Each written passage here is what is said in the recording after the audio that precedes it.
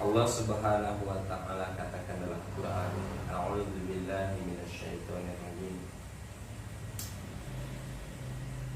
Fa'fu anhum wastaghfir lahum wasawirhum fil amr.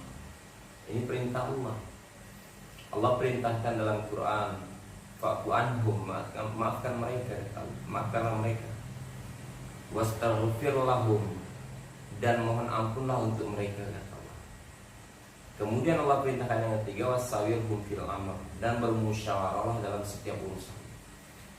Jadi ada satu perintah namanya musyawarah, Masya Allah. Dan ini sekarang yang telah ditinggalkan oleh umat ini secara perlahan.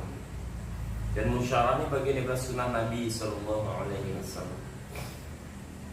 Maka perintah Allah musyawarah dalam setiap urusan.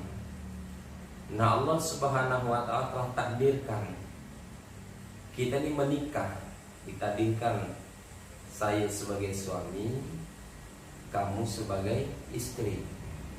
Nah, dalam pernikahan yang telah Allah takdirkan ini, rumah tangga yang telah Allah takdirkan, pasti ada urusannya gitu. Mulai dari urusan yang paling berat, urusan hati. Bagaimana cara memanajemen hati.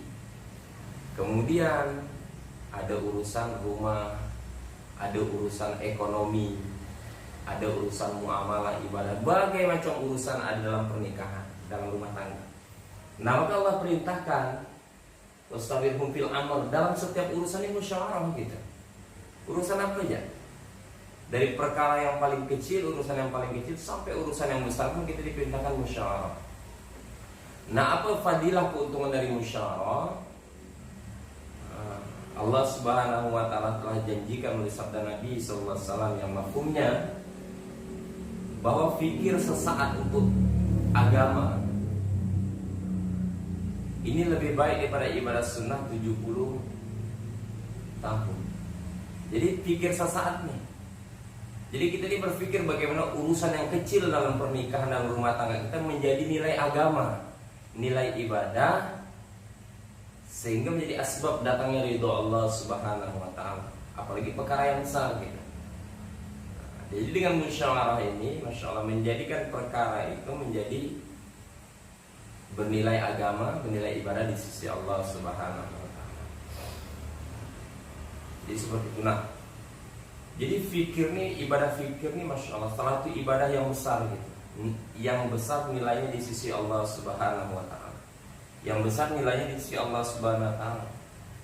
Sebagaimana para sahabat radhiyallahu anhum dahulu, Masya Allah, dengan baginda Rasulullah ketika syariat sholat pertama kali diturunkan oleh Allah dalam Quran, kemudian diperintahkan untuk memakmurkan masjid sholat berjamaah, maka Rasulullah dengan sahabat ini bermusyawarah, berpikir bagaimana untuk mengasih tahu, memberitahu kepada umat ini tanda waktu sholat telah masuk.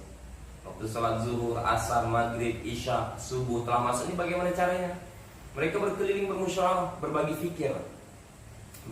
Ada sahabat yang mengatakan kita buat api unggun ya.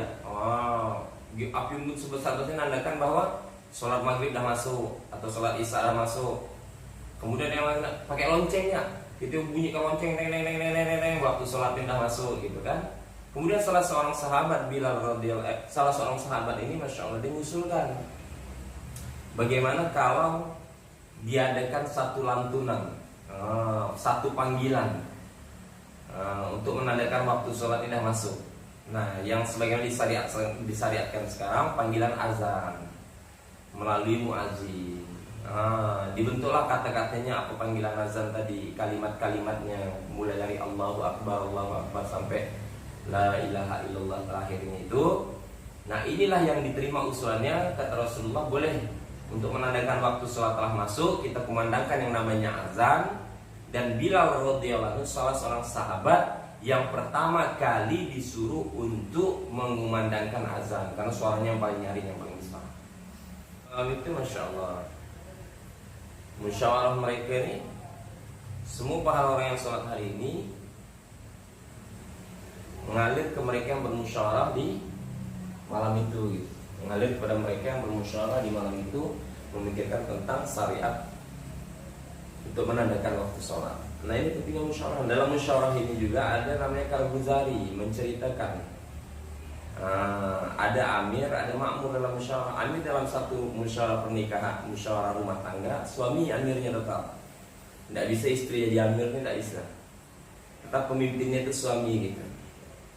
Tetap pemimpinnya suami. Jadi dalam musyawarah pernikahan ini ada musyawarah rumah tangga, amirnya suami, makmurnya istri. Nah kemudian ada Karguzari, Masya Allah. Amalan Karguzari ini bukan amalan sepele.